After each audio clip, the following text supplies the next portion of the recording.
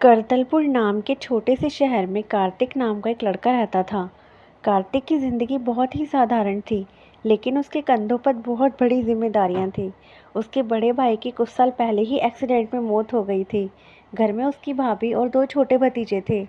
दूसरा भाई बेरोजगार था और अक्सर बीमार रहता था। घर चलाने की पूरी जिम्मेदारी कार्तिक के ऊपर थी। वो एक छोटी कंपनी में अकाउंटेंट का काम करता था। उसकी सैलरी बहुत ज़्यादा नहीं थी, लेकिन फिर भी वो कोशिश करता था कि घर में किसी चीज़ की कमी ना रहे। कार्तिक की एक आदत थी, वो अपने ऊपर 1 रुपया भी खर्च नहीं करता था। पुरानी शर्ट, पुराना फ़ोन, वही टूटी हुई बाइक। लेकिन जब बात परिवार की आती थी तो वो सब कुछ लुटाने को तैयार रहता था। भतीजे की स्कूल की फ़ीस, दवाई, राशन, बिजली का बिल, सब कुछ वही संभालता था। पूरे मोहल्ले में लोग उसे कहते थे, ये लड़का नहीं, अपने परिवार का असली हीरो है। एक दिन घर के ऊपर वाले कमरे में एक किराएदार रहने आई, त्रिशा। त्रिशा शहर से आई थी। पढ़ी लिखी, हंसमुख और बहुत प्यारी लड़की। पहले दिन ही जब वो घर आई तो कार्तिक की भाभी से बहुत प्यार से मिली। धीरे धीरे वो बच्चों के साथ खेलने लगी, भाभी के साथ किचन में बातें करने लगी। कभी सबको आइसक्रीम खिलाने ले जाती, कभी पार्क घुमाने ले जाती। घर का माहौल अचानक खुशियों से भर गया। लेकिन एक इंसान था जिसे ये सब बिल्कुल पसंद नहीं था, कार्तिक। कार्तिक को लगता था जो किराएदार हैं वो बस किराएदार ही रहना चाहिए, उनको परिवार के इतने करीब नहीं आना चाहिए। उसे डर था कि अगर कोई बाहर वाला उनके परिवार में ज़्यादा घुल मिल जाएगा तो कहीं परिवार टूट ना जाए या कोई मुसीबत ना आ जाए। एक दिन उसने अपनी भाभी से कहा, भाभी, ये त्रिशा से थोड़ा दूरी रखिए, आजकल लोग अच्छे नहीं होते। भाभी हंसते हुए बोली, अरे कार्तिक, वो बहुत अच्छी लड़की है। कार्तिक चिढ़कर बोला, अच्छी दिखने वाली हर लड़की अच्छी नहीं होती। एक शाम कार्तिक अपने परिवार के साथ बैठा था। वो गुस्से में त्रिशा के बारे में बुरा भला कह रहा था। पता नहीं कौन है, क्यों हमारे घर के लोगों से इतनी दोस्ती कर रही है, ऐसी लड़कियों पर भरोसा नहीं करना चाहिए। लेकिन उसे नहीं पता था कि दरवाजे के पीछे त्रिशा खड़ी सब सुन रही थी। उसकी आंखों से आंसू बहने लगे। उसने सोचा, मैं तो बस इस घर को अपना समझने लगी थी, लेकिन इसके लिए मैं सिर्फ एक किराएदार हूँ। उस रात वो बहुत रोई। अगले दिन त्रिशा किसी से बात नहीं कर रही थी। बच्चे बुलाते तो बस मुस्कुरा देती। भाभी ने कार्तिक से कहा, तुमने कुछ कहा क्या उससे? कार्तिक को समझ आया शायद उसने सब कुछ सुन लिया था। उसके दिल में अचानक अजीब सा दर्द हुआ। उसने सोचा, मैंने तो बिना जाने कितना गलत बोल दिया। उस शाम कार्तिक त्रिशा के कमरे के दरवाजे पर गया। धीरे से बोला, त्रिशा, दरवाज़ा खोलोगी? दरवाज़ा खुला। त्रिशा की आंखें लाल थीं। कार्तिक ने धीरे से कहा, मुझे माफ़ कर दो, मैंने जो कहा वो गलत था। त्रिशा बोली, आपको डरने की ज़रूरत नहीं है, मैं आपके परिवार से दूर ही रहूँगी। ये सुनकर कार्तिक को और बुरा लगा। धीरे धीरे कार्तिक ने त्रिशा को समझना शुरू किया। वो देखता था, त्रिशा बच्चों के लिए टॉफ़ी लाती है, भाभी की मदद करती है, घर में सबको खुश रखने की कोशिश करती है। एक दिन कार्तिक ने पूछा, तुम इतनी अच्छी क्यों हो? त्रिशा हंसकर बोली, अच्छा होना कोई मेहनत का काम नहीं है। उस दिन पहली बार कार्तिक उसके साथ खुलकर हंसा। फिर कभी चाय पर बातें, फिर कभी बच्चों के साथ पार्क, कभी छत पर लंबी बातें।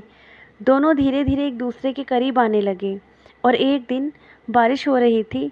छत पर खड़े कार्तिक ने त्रिशा से कहा, मुझे लगता है मैं तुम्हें पसंद करने लगा हूँ। त्रिशा मुस्कुराई, मुझे भी। कुछ दिनों बाद कार्तिक ने कहा, त्रिशा, मैं तुम्हारे बिना अपने घर की कल्पना भी नहीं कर सकता। त्रिशा की आंखों में खुशी के आंसू आ गए। दोनों ने एक दूसरे से प्यार का इजहार कर दिया। घर वाले भी खुश थे। सबको लग रहा था कार्तिक को आखिरकार उसकी खुशी मिल ही गई। एक दिन कार्तिक को त्रिशा के कमरे में कुछ फाइलें मिली। उसमें लिखा था, फैमिली बिहेवियर रिसर्चर प्रोजेक्ट, और उसमें कार्तिक के परिवार के बारे में नोट्स थे। कार्तिक को लगा त्रिशा और उसके परिवार को एक रिसर्च प्रोजेक्ट की तरह इस्तेमाल किया गया। उसका दिल टूट गया। उसने गुस्से में कहा, तो हमारा प्यार भी तुम्हारे लिए रिसर्च का हिस्सा था? त्रिशा रोते हुए बोली, नहीं कार्तिक, पहले था लेकिन बाद में नहीं। लेकिन कार्तिक ने उसकी बात नहीं सुनी। त्रिशा घर छोड़कर चली गई। घर फिर से खामोश हो गया।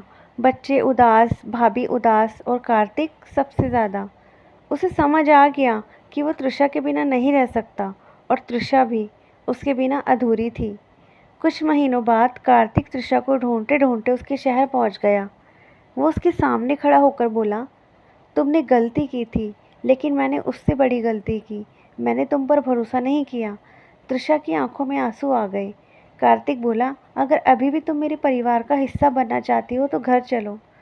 तृषा मुस्कुराई और दोनों गले लग गए। कुछ महीनों बाद उसी घर में शादी की सजावट थी। भतीजे चिल्ला रहे थे, हमारी तृषा चाची आ गई। और कार्तिक अब सिर्फ परिवार का जिम्मेदार बेटा ही नहीं था, अब वो सच में बन चुका था अपने परिवार का असली फैमिली स्टार। शादी के बाद वही घर अब अपने पहले से ज़्यादा खुशहाल लगने लगा था। दीवारें वहीं थी, कमरे वहीं थे, लेकिन माहौल बदल चुका था। अब उस घर में तृषा की हंसी गूंजती थी। बच्चे उसे अब तृषा चाची बुलाते थे और हर समय उसके आगे पीछे घूमते रहते थे। कार्तिक कभी कभी उन्हें देखकर मुस्कुरा देता था। उसे लगता था शायद पहली बार जिंदगी ने उसे भी खुशी दी है। तृषा के लिए ये घर अब सिर्फ किराए का घर नहीं था, ये उसका अपना परिवार था। सुबह वो सबसे पहले उठती, भाभी के साथ मिलकर नाश्ता बनाती, बच्चों को स्कूल के लिए तैयार करती और फिर कार्तिक के लिए चाय लेकर छत पर जाती। एक दिन उसने मुस्कुराते हुए कहा, अब आप अकेले जिम्मेदार नहीं हैं, अब मैं भी हूँ। कार्तिक ने हल्का सा मुस्कुराकर कहा, बस मेरे परिवार को खुश रखना। तृषा बोली, अब ये मेरा भी परिवार है। कुछ दिनों बाद तृषा को एक फ़ोन आया। वो एक बड़ी कंपनी में रिसर्च एनालिस्ट थी। कंपनी ने उसे वापस जॉब ज्वाइन करने को कहा, लेकिन अब उसकी ज़िंदगी बदल चुकी थी। वो सोच में पड़ गई। रात को उसने कार्तिक से पूछा, अगर मैं फिर से जॉब करूं? तो कार्तिक कुछ देर चुप रहा, फिर बोला, अगर तुम खुश हो तो करो। कार्तिक हमेशा से मानता था घर की शांति सबसे ज़रूरी है। उसे डर था कि कहीं जॉब के कारण तृषा पर ज़्यादा बोझ ना आ जाए, लेकिन उसने तृषा को कभी रोका नहीं। वो चाहता था तृषा अपने सपने भी पूरे करे। एक दिन कंपनी की मैनेजर खुद तृषा से मिलने घर आया। उसने कहा, हम आपको दिल्ली ऑफिस में चाहते हैं। ये सुनकर तृषा चौंक गई। दिल्ली जाना मतलब परिवार से दूर जाना। तृषा पूरी रात सो नहीं पाई। वो सोचती रही, क्या मैं अपने सपने चुनूं या अपने परिवार को। सुबह उसने कार्तिक से कहा, मैं दिल्ली नहीं जाऊंगी। कार्तिक हैरान हो गया, क्यों? तृषा मुस्कुराई, क्योंकि मेरी सबसे बड़ी खुशी तो यही है। उस दिन कार्तिक पहली बार भावुक हो गया। उसने कहा, तुम्हें अपने सपने छोड़ने की ज़रूरत नहीं। तृषा बोली, सपने वही अच्छे होते हैं जिसमें अपने लोगों का साथ हो। लेकिन ज़िंदगी इतनी आसान नहीं थी। कुछ दिनों बाद कार्तिक की कंपनी अचानक बंद हो गई। उसकी नौकरी चली गई। घर का खर्च, बच्चों की पढ़ाई, सब कुछ खतरे में पड़ गया। कार्तिक ने किसी को कुछ नहीं बताया। वो रोज़ सुबह घर से ऐसे निकलता जैसे ऑफिस जा रहा हो, लेकिन असल में वो नई नौकरी ढूंढ रहा था। एक दिन तृषा ने उसे सड़क पर नौकरी ढूंढते हुए देख लिया। वो समझ गई कि कुछ गलत है। घर आकर उसने पूछा, सच बताओ क्या हुआ है? कार्तिक चुप रहा। आखिरकार उसने सच बता दिया। तृषा ने उसका हाथ पकड़कर कहा, तुम अकेले नहीं हो, अब ये लड़ाई हम दोनों की है। तृषा ने एक आइडिया दिया, तुम्हें अकाउंट्स बहुत अच्छे आते हैं, क्यों ना अपना छोटा सा फाइनेंस ऑफिस खोलें। कार्तिक पहले तो हिचकिचाया, लेकिन फिर उसने कोशिश करने का फैसला किया। घर के बाहर एक छोटा सा बोर्ड लगा, Kartik finance and tax services. शुरुआत में ग्राहक कम थे, लेकिन धीरे धीरे लोग आने लगे। कार्तिक दिन रात मेहनत करता, तृषा भी उसकी मदद करती। कुछ महीनों बाद उनका काम चलने लगा। एक दिन डॉक्टर ने खुशखबरी दी, तृषा माँ बनने वाली थी। कार्तिक की आंखों में खुशी के आंसू आ गए। कुछ महीनों बाद घर में एक छोटी सी बच्ची ने जन्म लिया। बच्चे खुशी से चिल्ला रहे थे, भाभी मुस्कुरा रही थी और कार्तिक अपनी बेटी को गोद में लेकर सोच रहा था, शायद अब मेरा परिवार पूरा हो गया। तृषा ने मुस्कुराकर कहा, देखो अब हमारा फैमिली स्टार कौन है? कार्तिक हंस पड़ा। उसने कहा, हम सब। घर में अब एक नई खुशी आई थी। छोटी सी बच्ची के आने से पूरा घर जैसे खिल उठा था। बच्चे हर समय अपनी छोटी बहन के साथ खेलते रहते। भाभी उसे गोद में लेकर कहती, ये घर की सबसे प्यारी सदस्य है। और कार्तिक, वो जब अपनी बेटी को देखता तो उसकी आंखों में अलग ही चमक आ जाती। तृषा मुस्कुराकर कहती है, अब तो आप और भी जिम्मेदार हो गए हो। कार्तिक हंसकर जवाब देता, मैं पहले ही कम जिम्मेदार था क्या? कार्तिक का छोटा सा फाइनेंस ऑफिस अब धीरे धीरे अच्छा चलने लगा। लोग उसे भरोसे से देखने लगे, क्योंकि कार्तिक हमेशा ईमानदारी से काम करता था। उसकी यही ईमानदारी उसकी सबसे बड़ी ताकत थी। लेकिन दुनिया में हर कोई ईमानदार नहीं होता। एक दिन ऑफिस में एक आदमी आया। उसका नाम था विक्रम मल्होत्रा। वो शहर का बड़ा बिजनेसमैन था। उसने कार्तिक से कहा, मुझे अपने बिजनेस के टैक्स और अकाउंट संभालने के लिए एक भरोसेमंद आदमी चाहिए। कार्तिक ने फाइल देखी। उसे सब कुछ थोड़ा अजीब लगा, लेकिन उसने कुछ नहीं कहा। जब कार्तिक ने फाइलों को ध्यान से देखा तो उसे समझ आया कि विक्रम का बिजनेस पूरी तरह साफ नहीं है। कई जगह गलत एंट्री थी, कई पैसे छुपाए गए थे। ये साफ साफ टैक्स फ्रॉड था। विक्रम मुस्कुराकर बोला, अगर तुम ये संभाल लो तो तुम्हें बहुत पैसे मिलेंगे। कार्तिक ने तुरंत जवाब दिया, मैं गलत काम नहीं करता। विक्रम की मुस्कान अचानक गायब हो गई। विक्रम धीरे से बोला, सोच लो कार्तिक, दुनिया ईमानदारी से नहीं चलती। कार्तिक ने कहा, मेरी दुनिया चलती है। उस रात कार्तिक थोड़ा परेशान था। त्रिशा ने पूछा, क्या हुआ? कार्तिक ने सब सच बता दिया। त्रिशा ने उसका हाथ पकड़कर कहा, तुमने सही किया। लेकिन विक्रम इतना आसानी से हार मानने वाला नहीं था। कुछ दिनों बाद कार्तिक के ऑफिस पर टैक्स विभाग की रेड पड़ गई। किसी ने झूठी शिकायत कर दी थी। कार्तिक समझ गया ये सब विक्रम की चाल है। पूरे शहर में अफवाह फैल गई कि कार्तिक गलत काम करता है। ग्राहक कम होने लगे। ऑफिस फिर से मुश्किल में आ गया। कार्तिक टूटने लगा था। त्रिशा ने कहा, सच को छुपाया नहीं जा सकता। अगर तुम सही हो तो सब ठीक होगा। उसकी बातों से कार्तिक को हिम्मत मिली। कार्तिक ने फैसला किया वो चुप नहीं रहेगा।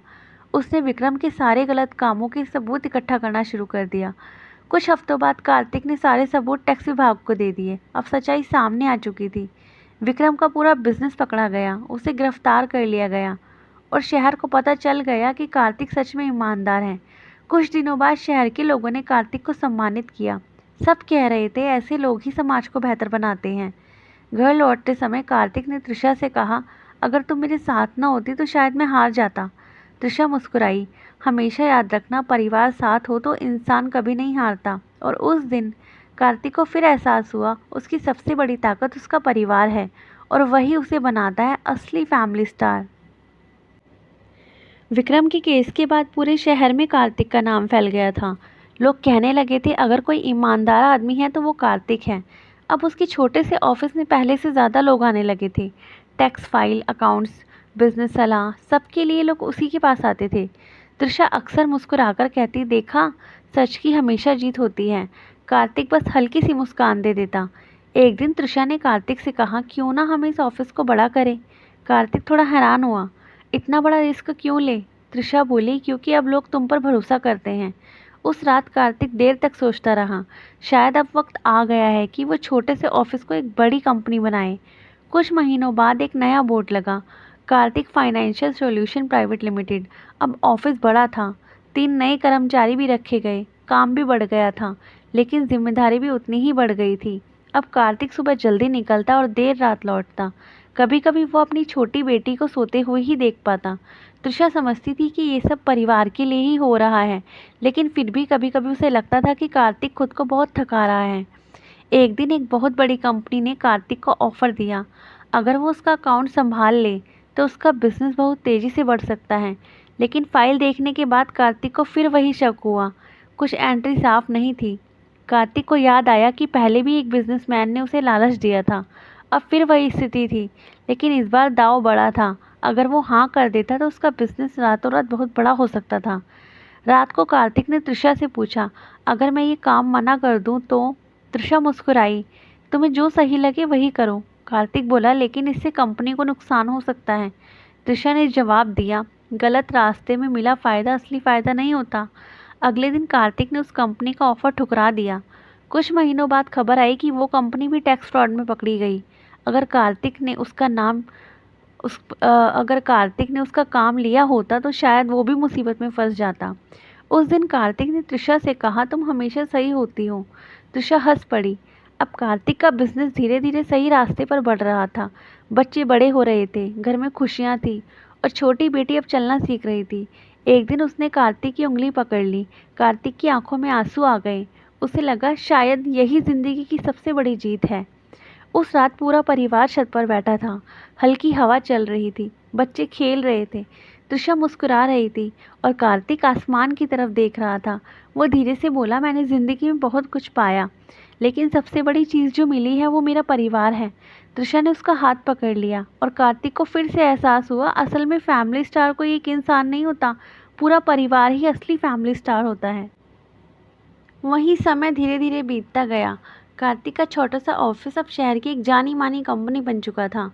लोग दूर दूर से उसके पास सलाह लेने आते थे, लेकिन कार्तिक आज भी वही इंसान था, सादा कपड़े, साधारण जिंदगी और दिल में सिर्फ एक ही बात, परिवार सबसे पहले। अब भतीजे भी बड़े हो चुके थे। एक इंजीनियर बनना चाहता था तो दूसरा डॉक्टर।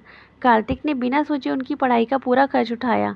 एक दिन भाभी की आंखों में आंसू आ गए। उन्होंने कहा, अगर तुम न होते तो ये बच्चे आज यहाँ तक कभी नहीं पहुँचते। कार्तिक मुस्कुराकर बोला, ये सब हमारे परिवार की मेहनत है। त्रिशा हमेशा से चाहती थी कि वो ज़रूरतमंद बच्चों के लिए कुछ करे। एक दिन उसने कार्तिक से कहा, मैं एक छोटा सा स्कूल खोलना चाहती हूँ जहाँ गरीब बच्चों को पढ़ाया जा सके। कार्तिक ने बिना सोचे कहा, हम ज़रूर करेंगे। कुछ महीनों बाद शहर में एक छोटा सा स्कूल खुला, फैमिली होप स्कूल। अब उनका घर पहले से भी ज़्यादा खुशियों से भर गया था। सुबह बच्चों की आवाज़ें, शाम को हंसी और रात को परिवार की बातें। कार्तिक की बेटी अब बड़ी हो रही थी। वो अक्सर अपने पिता से पूछती थी, पापा सब आपको इतना अच्छा क्यों कहते हैं? कार्तिक हंसकर जवाब देता, क्योंकि मुझे अच्छा परिवार मिला है। एक दिन स्कूल में एक छोटा सा कार्यक्रम रखा गया था। वहाँ शहर के कई लोग आए।